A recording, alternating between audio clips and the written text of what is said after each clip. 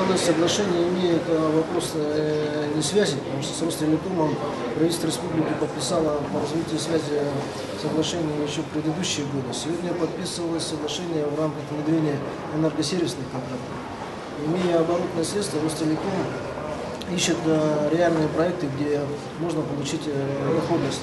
Соответственно, по энергосервисным контрактам с прошлого года уже было профинансировано Ростелекомом по стране 700 миллионов рублей. В этом году ожидается, что на энергосервисные контракты будут направлены 1 400 000 000. Понятно, что нам интересно работать с инвестором. Они отличаются от банка, что у них там нет процентных ставок никаких. Более того, выступают энергосервисные компании сами, это достаточно крупные предприятия.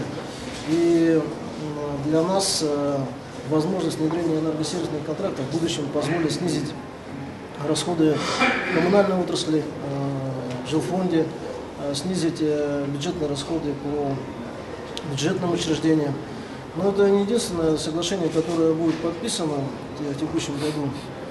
Мы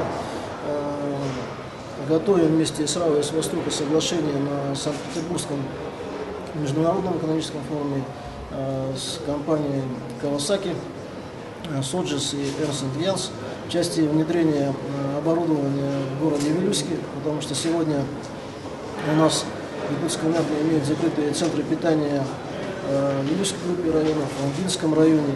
Для этого, конечно, нужно внедрять новые технологии. Вот я думаю, что по Вилюйску мы будем иметь достаточно хороший эффект с точки зрения снижения проблем по Вилюйской группе районов.